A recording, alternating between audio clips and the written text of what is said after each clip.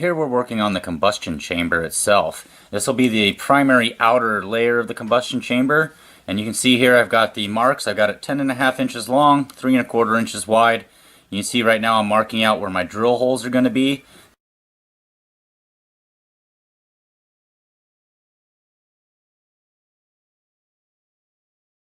So you've just watched me make most of my measurements and my marks here on our combustion chamber. This is the main outer wall of the combustion chamber.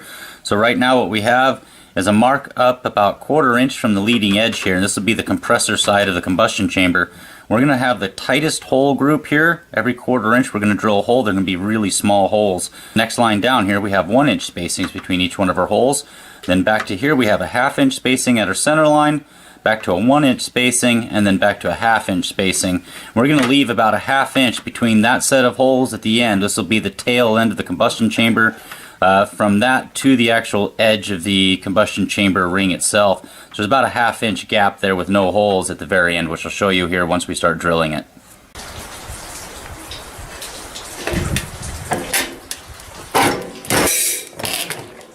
I just got done showing you shearing out the outer wall of the burn chamber. Now I'm going to take a 3/32 drill bit and do our first set of holes, and that's the 1/4 inch spaced holes towards the compressor side of the burn chamber. So here we go.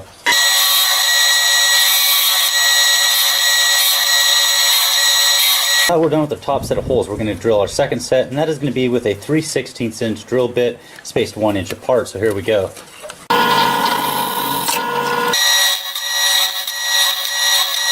So now we're working on our third set of holes back. These are spaced 1/2 inch apart. We're going to use a 9/64 drill bit to do that. So here we go.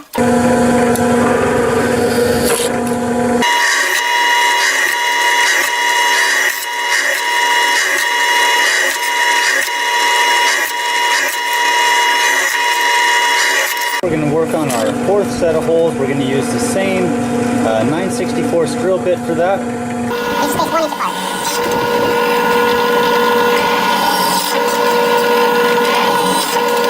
So now we're working on our final set of holes. These are going to be a 1/8 inch drill bit hole. I'm going to put them every 1/2 inch. You can see the marks there. So let's go ahead and drill those.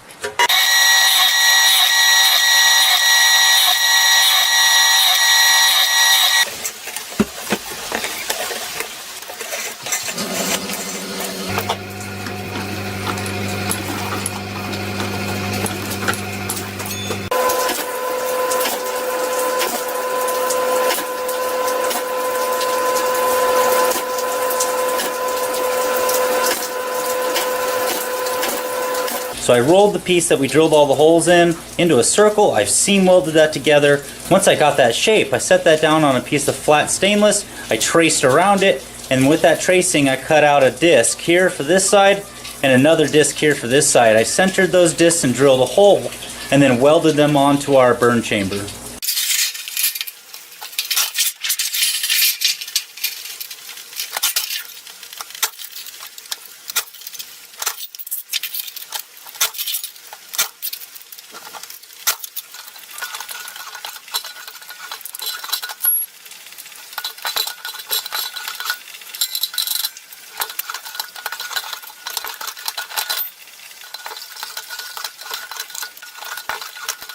What I'm doing now is working on the actual drive propeller, as you can tell. And the drive propeller itself is designed to be driven with a force aiming this direction, not coming straight on like this, like our engine's going to be. So it had a much longer set of paddles here, and I'm taking this bench grinder and I'm grinding it back. See here, where I'm going to grind down to is right where the end of the paddle is. Right there, you can kind of see where the end of the curvature happens and starts going downhill. So I'm going to bring that right up to that point, right about where my fingertip is.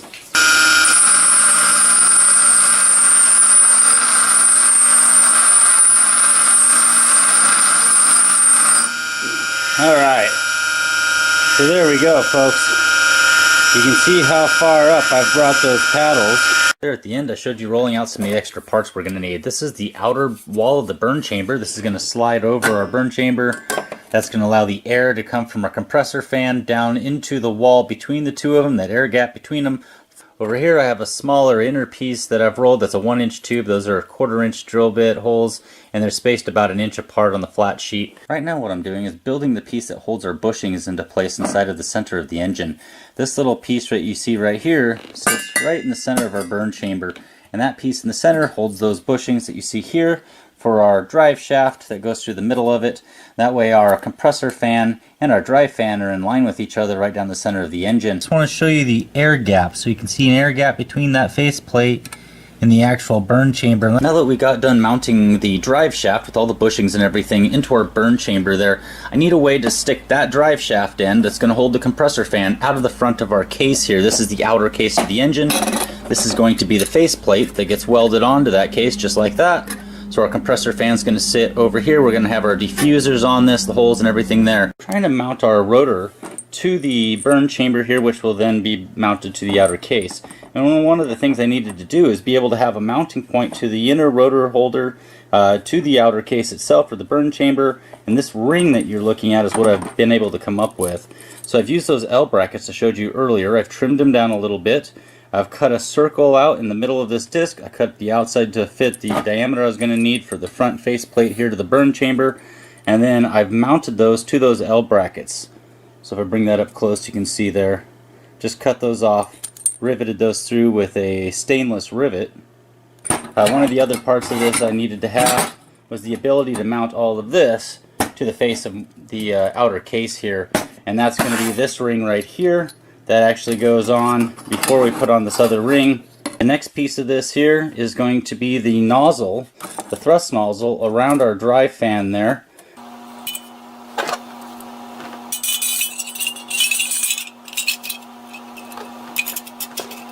Just showed you a time lapse of putting this all together. I've thrown some rivets in the back just to show you the engine from the side. The only thing missing from the combustion chamber is the actual outer case here.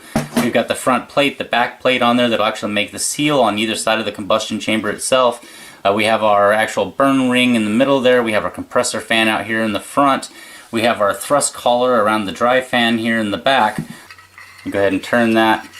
So there you go. There is our full engine inside of its combustion chamber. You can see the drive fan coming out of the thrust collar into where our afterburner is going to be there. Just showed you the engine without the outer part of the case put on. We just had the two flat outer discs, the front and the back face there. We had the inner part of the burn chamber, the thrust collar, and everything set up and ready to go. I've now welded on our outer part of the burn chamber. This will allow the airflow to go between this chamber and the inner part of the burn chamber with all the holes in it, and then into the combustion chamber there. You can see I've just tack welded all the way around on the back side. So our back side of our combustion chamber, the inner part of that is now permanently mounted to the outer case. And then here on the front you can see a little ring going around. And what I've done is just used a piece of flat strap. I rolled that so it would fit perfectly around our cylinder. That rolls over the top of the two pieces and then is welded onto there. And that gave us a airtight seal band around it. And then I just put our front disc over that, and I've now tack welded that front disc all the way around, so it's now permanently attached to that ring. So we can pull this off of there. Once I remove the actual compressor fan, we can slide that up off of there, allowing us access to all our bushings and everything inside of our engine. So if you need to do any replacement, that'll also allow us a little bit later here in the project to do all the mounting inside of there for our fuel and our oil lines. Real quickly here, I just want to pull off our cap so you can see what's underneath there. You can see the air gap now between the inner part of our combustion chamber there and the outer part of our combustion chamber. So just got done tack welding on our afterburner collar there. You can see it. Just want to give you a look down into it there. So there you go. There's a area there between the actual thrust collar around our drive fan and the actual afterburner collar, and we're going to install our fuel ring down into that area. Next, we need to build basically the intake to our engine. Now that we've got the back end, the main body, and all the combustion chamber done, we need to build an intake. So we're going to start out with the very center of that intake where it matches up with the edge of the compressor fan. And I need something I can sculpt, so we're going to use aluminum. This nice thick piece of aluminum tubing. This is the exact diameter of the outside edge of the top of that compressor fan, so it's the exact size we're going to need. We'll use these screws to bolt it on in the end from whatever I design. Right now what I'm going to do is basically sculpt this inside edge to fit the compressor that shapes to, and then I'll wrap the outside here with more thinner aluminum until I get the thickness I need to match the entire width of that compressor, and then I'll sculpt that aluminum with the Dremel tool until I get it the right shape. Now we're on to the rest of the housing that's going to hold this piece. It's going to go over the top of the actual diffuser plate and all the rest of this. So here's what I've been able to come up with. If I turn it sideways, you're going to be able to see that I've added a section of rolled aluminum all the way around here, and that's sitting inside of a collar that I have welded on, a stainless steel collar, right to the ring that goes over the face of our combustion chamber. So we can now actually pull this off, and this will be holding our full intake nozzle and all the rest of the front end right there. We'll be able to pull that off of the engine. So I've got these couple discs. I've cut out the centers of them. The centers are the right size for the intake center here. They're going to sit down inside of our outer ring centered, and those are going to mount to this piece here and to our outer ring, giving me a nice rigid mount. So we've got one that's going to mount up here at the top, the other disc is going to mount right down at the bottom and act as the top plate to our diffuser. So all the air is going to run underneath this plate itself, which is going to be sitting right at the bottom edge of this piece here, and I'll show you that once I complete building that. I'll actually slide up inside of there, then I'll rivet it into place, and that'll hold our intake piece right above the compressor fan the way it's supposed to, and gives the air gap that we need over the diffuser plate itself. We've got our lower discs down in there. That's the one that sits as the top plate to our diffusers. You can see the little L brackets here. I'm riveting those into place. I've got them riveted from the lower disc to the outer wall, to our spacer disc and through, and then I'm riveting them down to that lower disc there. So I'm building that piece first. I'll do some fill-in work around the edges there to make sure all the air gaps are filled in, and then I'll set our top disc on there. Here's a quick shot at the diffuser plate. I just got done drilling all the holes. This is where the air from our compressors goes into the combustion chamber. Finished the intake portion for the turbojet part of our engine, and you can see here what it looks like from the side. Nice little front shot to it. To build a ramjet intake, what we're going to do basically is add a bunch of reed valves to this front plate right here. They'll be on the underside of the plate. The valves themselves, the way you're seeing it now, will be flipped around on the underside. All we're going to see up here are the drilled holes that will sit underneath the valves. And what I'm making those out of is this, is I have some spring steel reed valve from another pulse jet engine that I have, and I've been trimming those down. First of all, I go through and I drill a hole in each one of the little leaves from that. Then I trim off the leaves to look like what you see there, one of these, and I'm going to set 3 of them between each one of the mount points here, between my rivet points. I'm going to set 3 of them in. They each have their own little screws so you can remove them and replace them. What I'm doing now is finishing the afterburner section of our engine. I had to lay out a grid on here so that I could have the marks I needed to drill a bunch of holes across this, and those are 1/4 inch little squares, little 1/4 inch spacings between each one of them, all the way across. And I'm going to go ahead, set this down on the drill press, and I'm going to go to work just popping those out.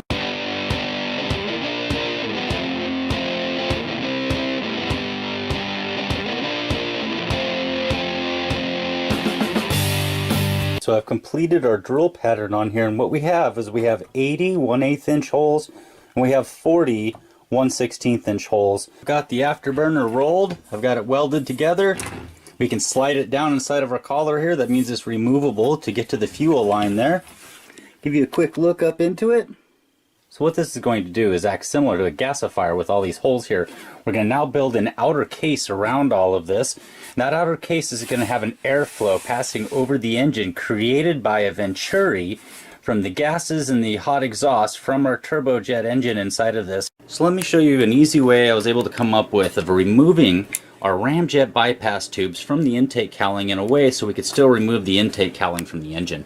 I've created some D-rings for these, and you just push them all the way out. You should be able to kind of turn this and then rotate that up. And there, our ramjet bypass tubes are now detached from our intake cowling. And that is just a piece of brass all thread that I threaded down into the sidewalls. Then I used a Dremel tool and removed all the threads so it was smooth. That way it could fit inside the opening here of our elbow. Now you can see the D-ring and how it works. So once again, you're just going to rotate this around right onto there, expand the D-ring out a bit so it can go on, push the D-ring down, and then with a pair of pliers you're just going to kind of clamp down that D-ring so it seals on there and it won't be able to come off. Once it's on there, that makes a nice tight hook to it with a little bit of an O-ring or a high temperature O-ring or gasket right there, we should be able to keep a nice airtight seal with that. So that was a simple way that I could attach those ramjet bypass tubes.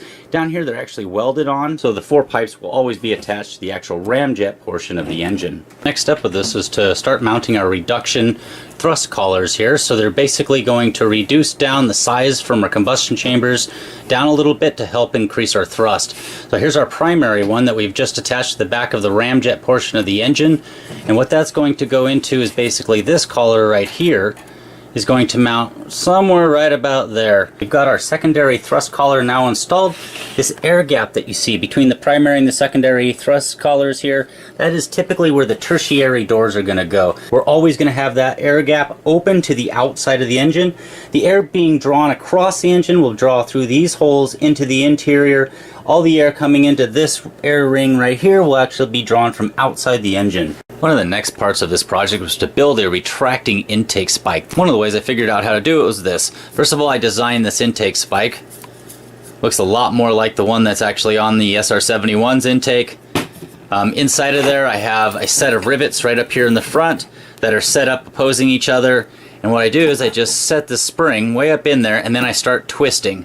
And I'll twist it on there, and those 2 rivets sit in between the metal sides here on the spring, and I can twist it and bunch it up right into the nose here, basically stopping up in there.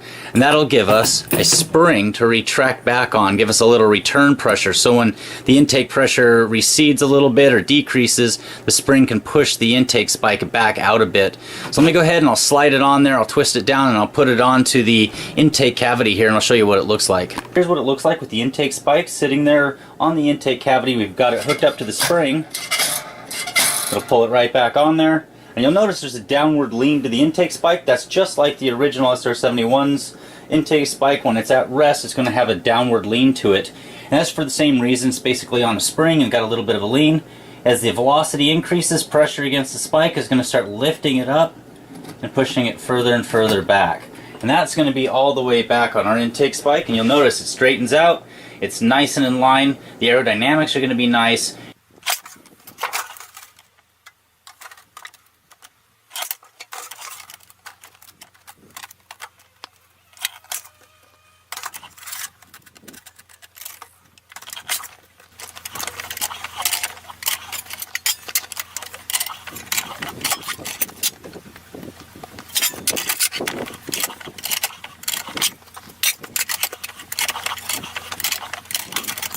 I'm working on the outer case to our Turboramjet engine. This is the main body of that case, and I want it to be able to open up so we can get to everything. We can attach our fuel lines, oil lines, etc. And to do that, I went down to the brake and I made these little L channel pieces. And there's going to be one here on the bottom and another one that goes up here on the top. So when that folds over, they come together nicely, create a nice seal. One of the sides we're going to put a piece of piano hinge on for the hinge itself, but both sides will have these brackets. And what that gives us is the 2 faces here that'll come together right down on there. That'll give us a place to put a sealing material. So I have now a hinged 2-part case for our engine. Here I've got, if I get the angle right, you can see this little open groove between 2 layers there. It'd be very difficult for me to do this with one hand, but that fits right down inside of those 2 layers there and gives us a perfect seal. Sorry, trying to do that with one hand. There you go. So there's the outer main section of the body now ready to go. It's hinged. It's got a seal area. This is where we'll put a couple screws. And I'll undo those screws so that I can open up the case. And then we can access the engine just like this. Here's the completed intake reduction cone and the retaining ring for the front end of our engine here. And hopefully I can get this with one hand. Sits right down on there. A few screws put into this, and that'll now hold our case together as well as be the intake to the front end of our engine. The next step of the project was to be able to mount our rear cone to the outer case and still make it so we could open the case up on the hinges. The way I was able to do that was this, just 2 simple rings. I rolled one ring and then pressed that in on the inside edge of the outer case. And then to make it seamless, I rolled a second ring and then put that down over the top of the interior ring. And then left just 1/8 of an inch of a ring edge sticking out over right here between the inner and the outer rings, and what that does is hides the edge of our cone down inside that little bit of a lip inside of there. That way there's no way the air can grab it. We're going to screw the cone down to this piece with these little tangs. I still got to put 4 more in there. There'll be 8 altogether. And then here, you'll notice on the bottom side there's rivets on both the main case and the outer part here. Then when I flip it over to this section that has our hinge, so the bottom part here has no hinge, and then the top is going to be screws on the part that opens on our main case here. And then rivets obviously on the part in the back, just our air lift, just to make it a nice smooth edged all the way across, seamless. I'm now done with the outer case itself. I've showed you building all the pieces to that, how to attach the rear reducer, building the front end retaining clip and the reducer that goes on the front end itself. We're able to hinge that to get to our engine. I've got to build a few ribs that are going the top and the bottom of this, and some mounting brackets to hold the engine down itself. For the most part, our engine housing is ready to go. We can now start working on that part of it. Real quick here, let me go ahead and just shut it all up so you can see what it looks like. Squeeze that down in the back, squeeze that down in the front. It's nice and tight, so it's going to take me just a second to get it on there. There we go. There is the outer body to our engine. So we're ready to go with that. Now we just need to mount the engine inside of that and work on our fuel system and our oil system. Outside of this main construction video, I'll show you a few ways that you can make some simpler compressors that are not going to give you much extra compression. Right now, to make a turbo ramjet engine actually function pretty well with what we have, I need to double the compression that we already have from this compressor. And the way we're going to do that is basically build another one of these, almost identical to it, that's going to have double the ratio as the size of the input this one has. So instead of having 1/2-inch lead blades as the intake blade size, we're going to have a 1-inch lead blade size. And instead of reducing down to 1/8 inch, we're reducing down to 3/8 inch. So we're really doubling everything's size and volume, and we're going to keep the exact same compression ratio. How we're going to build that little compressor is just like this. So that's what it starts out as, just a simple flat piece. I fold a 57-degree angle. I set up the line here for the next brake. I mark where I'm going to cut that brake, so I have a 1-inch faceplate. When I'm done with that, it looks like this. So basically you have a fold over down here, you got a fold over on that side. Those are where it's going to mount to the top and the bottom plate. That's where the compression is going to take place.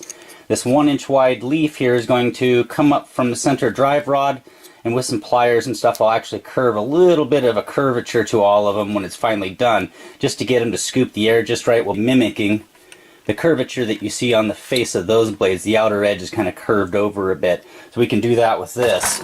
Next, what we're going to want to do with each one of these is we're going to take a flat plate, cut it in a disc, just like that, and I use 2 washers, just like this. I put one out in front, you can see it at the tip of my finger there. I use the flat plate, and then behind that we have another one of those washers. So all I'm really doing is I'm cutting right here at the corner. I cut back a 1/2 inch. I make sure I make a little bit higher cut on the raised leaf edge there, so that way it's got the spacing for the washer edge to sit in there, and I push those down in between that aluminum plate and that top washer until they're sitting right up next to each other. And you got to cut each one of them a little bit of a pie shape so they'll fit in 8 of them. And once we get those all pushed into that, I'll tighten it all down. I'll drill through the bottom plate down here where we have that bottom little fold over. I'll drill through and I'll put a couple of little rivets through that to hold them down onto the bottom plate. And then up here on top, we'll basically take a ring. We'll set that down over the top of the compressor. I'll roll out a tube. It's going to be a little bit higher than the height of the top of the blades here, just to give us kind of a draw, and it'll feather out just a little towards the front of it. I've installed all 8 blades. They're not riveted down yet. I just pushed them all in, tightened it down a bit. You can see how nice and aggressive that's going to turn out. Put a piece of all thread all the way through this. This will be the piece that actually the drive bolt rides down through the center of that, and we'll kind of compress it into place, probably even pin it just to keep it there due to the RPMs. Real quickly here, let me zoom in so you can see the cuts I've made on each one of those blades. If it'll focus for us. You can see the little angle out cut, kind of a little L cut in the blade up there where it comes up to the top, just against the all thread. That was designed so that we got that nice front look to it right there.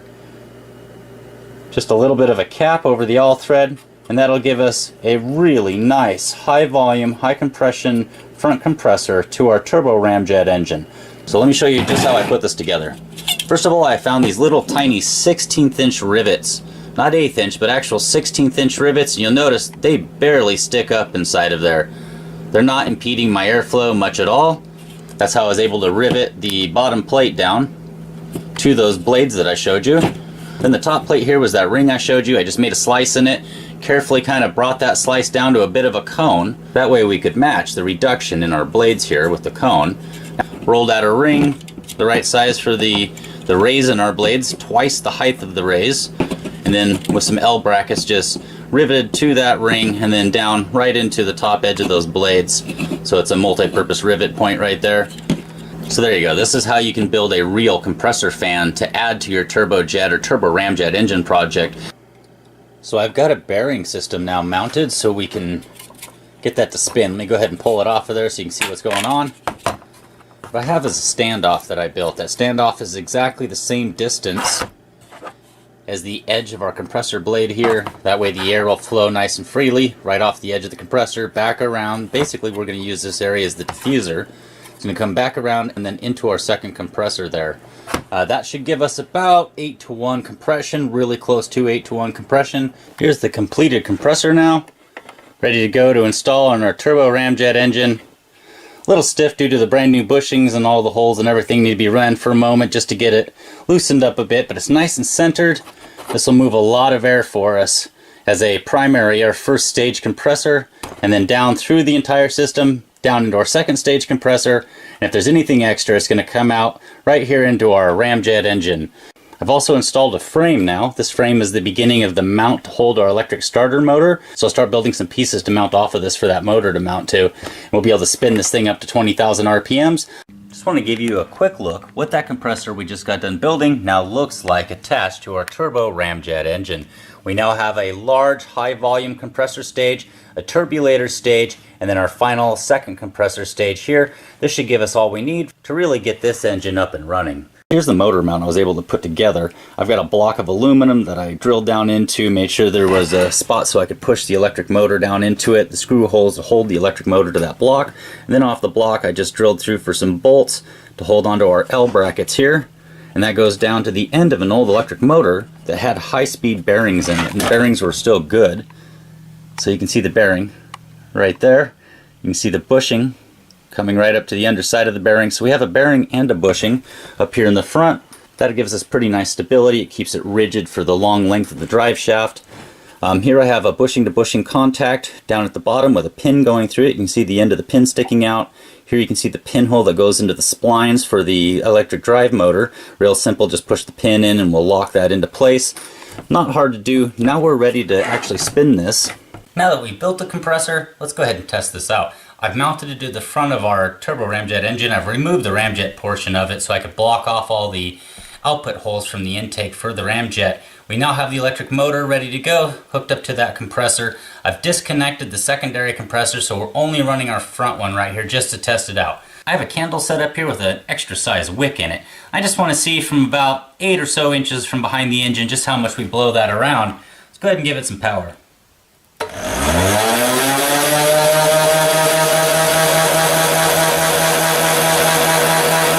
Here's a quick shot of all the pieces for the engine that we've built so far.